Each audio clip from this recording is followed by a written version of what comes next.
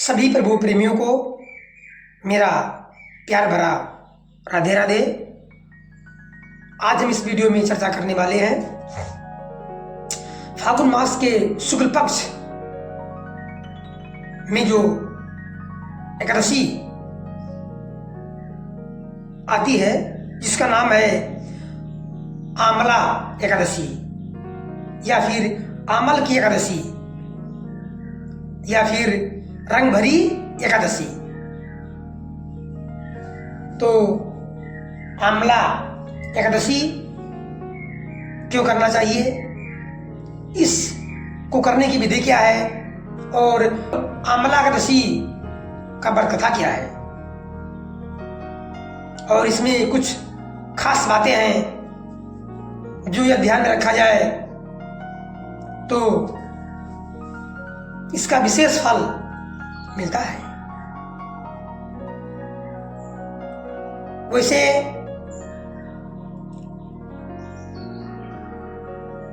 फागुन मास के शुक्ल पक्ष की एकादशी जिसका नाम आमला एकादशी है, इसका एक नाम और भी है रंग भरी एकादशी, जो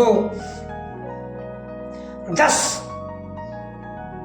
मार्च 2025 दिन सोमवार को है। वैष्णव जन उदया तिथि के अनुसार ही एकादशी का व्रत रखते हैं, जो कल है। कल के मतलब 10 मार्च 2025 उदया तिथि के अनुसार ही 10 मार्च 2025 को आमला एकादशी है। हम सभी, आप सभी लोग इस व्रत को विधि विधान से, सच्चे मन से, तन मन धन से इस व्रत को अवश्य करें, जिससे इसका संपूर्ण फल आप सभी को, हम सभी को मिल जाए। एक कथा आती है कि जब भगवान विष्णु ने ब्रह्मा जी को अवतरित किया, उसी समय आंवले वृक्ष को भी भगवान ने उत्पन्न किया था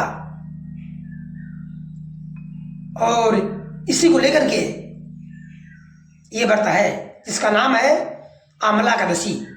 और आज के दिन यानी आमला एकादशी के दिन आंवले वृक्ष की विधि विधान से विधिवत पूजन की जाती है। आमला वृक्ष में पत्ते पत्ते में, डाल डाल में, यानी आमला वृक्ष के सब जगह, जड़, तना, पत्ती, डाल, फल, फूल सब में भगवान का वास है।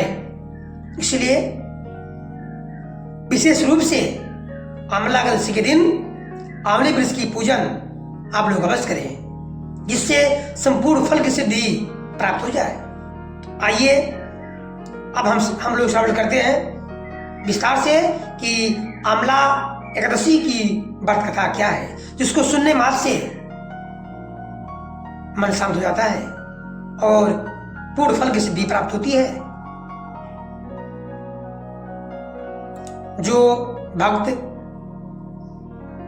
एकादशी का व्रत उपवास नहीं रह सकते किसी भी वजह से, किसी भी कारण से, तो उनसे मेरा यह निवेदन है कि वो एकादशी के दिन चावल न ग्रहण करें। इससे उनका भी कुछ हद तक व्रत माना जाएगा और फल की प्राप्ति भी होगी। तो आइए अब सुनते हैं आमला एकादशी की व्रत कथा क्या है। मानदाता बोले कि हे महर्षि वशिष्ठ जी, यदि आप मुझ पर कृपा करें तो किसी ऐसे व्रत की कथा कहिए जिससे मेरा कल्याण हो।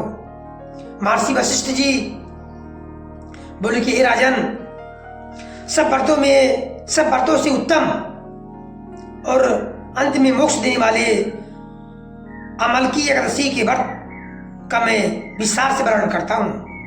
ध्यानपूर्वक सुनो। यह एकादशी फागुन मास के शुक्ल पक्ष में होती है।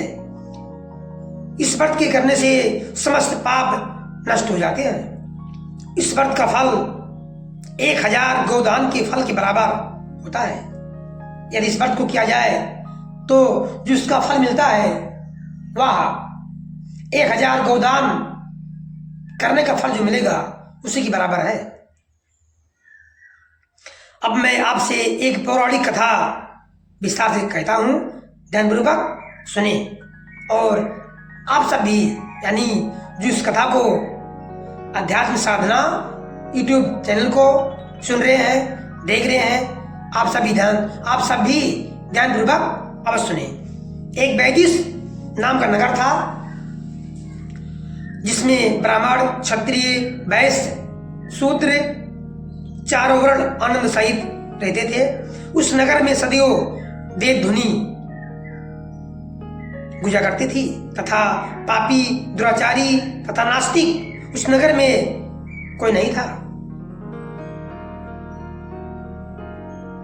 उस नगर में चैतरथ नाम का चंद्रवंशी राजा राज करता था। वो अत्यंत विद्वान तथा धर्मी था। उस नगर में कोई भी व्यक्ति दरिद्र व कंजूस नहीं था। सभी नगरवासी विष्णु जी के भक्त थे और आबाल, वृद्ध, स्त्री, पुरुष सभी लोग एकादशी का व्रत किया करते थे। एक समय फागुन मास के शुक्ल पक्ष की अमल की एकादशी आई जो कल यानी 10 मार्च 2025 को आ गई। उस दिन राजा, प्रजा तथा बाल, वृद्ध सबने हर्षपूर्वक व्रत किया। राजा अपनी प्रजा के साथ मंदिर में जाकर पूर्ण कुंभ स्थापित करके धूप, दीप, नैवेद्य, पंचरत्न आदि से धात्री यानी आंवले का पूजन करने लगे और इस प्रकार करने लगे। क्या कहते हैं राजन? हे धात्री, हे आंवले वृक्ष, तुम ब्रह्म स्वरूप हो। तुम ब्रह्मा जी द्वारा उत्पन्न हुए हो और समस्त पापों को नाश करने वाले हो। तुमको नमस्कार है, तुमको कोटि कोटि नमस्कार है। अब तुम मेरा अर्घ स्वीकार करो। तुम श्री रामचंद्र जी द्वारा सम्मानित हो।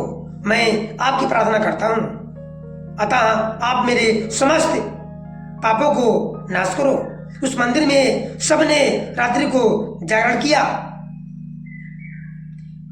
रात्रि के समय वहां एक बहेलिया आया जो अत्यंत पापी और दुराचारी था। वो अपने कुटुंब का पालन, परिवार का पालन जीव हत्या करके किया करता था। भूख और प्यास से अत्यंत व्याकुल होकर वो बहेलिया इस जागरण को देखने के लिए मंदिर के कोने में बैठ गया और विष्णु भगवान तथा एकादशी महात्म की कथा सुनने लगा। इस प्रकार अन्य मनुष्यों की बात उसने 20 सारी रात जागकर बिता दी। प्रातः काल होते ही सब लोग अपने घर चले गए तो बहेलिया भी अपने घर चला गया। घर जाकर उसने भोजन किया।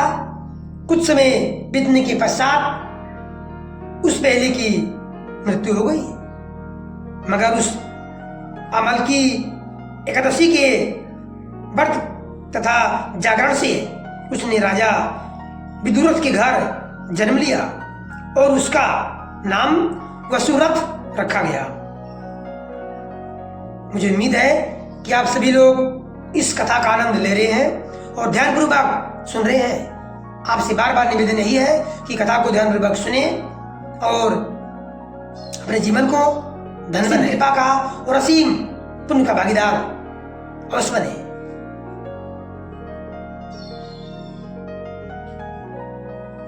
युवा होने पर वो चतुरंगिनी सेना के सहित तथा धन धान से युक्त होकर 10,000 ग्रामों का पालन करने लगा। वह तेज में सूर्य के समान, कांति में चंद्रमा के समान, वीरता में भगवान विष्णु के समान और क्षमा में पृथ्वी के समान था। वो अत्यंत धार्मिक, सत्यवादी, कर्मवीर और विष्णु भगवान का परम भक्त था। वह प्रजा का समान भाव से पालन करता था। दान देना उसका नित्य कर्तव्य था। एक दिन राजा शिकार खेलने के लिए गया। दैव योग यानी संयोगवश वह मार्ग भूल गया और दिशा ज्ञान न रहने के कारण उसी वन में एक वृक्ष के नीचे सो गया। थोड़ी देर बाद पहाड़ी मलेक्ष, कूलभील जो जंगल में रहते थे आगे और राजा को अकेला देखकर मारो मारो शब्द कहते हुए राजा की ओर दौड़े। मलेक्ष यानी कूलभील कहने लगे कि दुष्ट राजा ने हमारे माता पिता, पुत्र, पौत्र आदि अनेक संबंधियों को मारा है तथा देश से निकाल भी दिया है, अतः इसको अवश्य मारना चाहिए। ऐसा कहकर वह मलेक्ष कूलभील उस राजा को मारने के लिए दौड़े और अनेक प्रकार से अस्त्र उसके ऊपर फेंके। वही सब शस्त्रास्त्र राजा के शरीर पर गिरते ही नष्ट हो जाते और उनका वार पुष्प के समान प्रतीत होता, अर्थात राजा को नुकसान कुछ नहीं पहुंचता।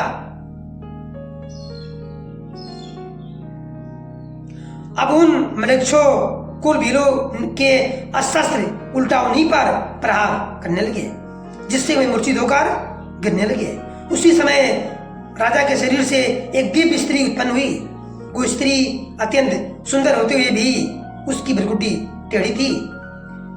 उसकी आंखों से लाल लाल अग्नि निकल रही थी, जिससे वो दूसरे काल के समान प्रतीत होती थी। वह स्त्री मलेक्षों को, कूलभीलों को मारने के लिए दौड़ी और थोड़ी ही देर में उसने सब मलेक्षों को, कूलभीलों को जो राजा पर वार कर रहे थे अर्थात मारने के लिए वार कर रहे थे, सबको मृत्यु की घाट उतार दिया, सबको मार डाला, समाप्त कर दिया। जब राजा शुक्र उठा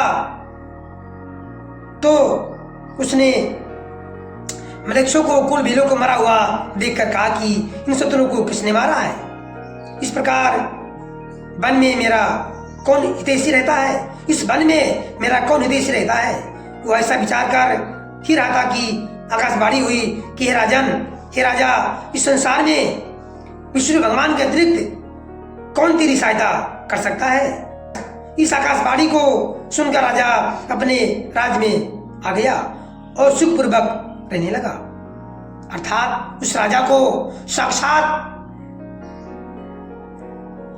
अमल की एकादशी मैया ही, साक्षात अमल की एकादशी मैया ही उस राजा की उसके शरीर से निकलकर रक्षा की थी।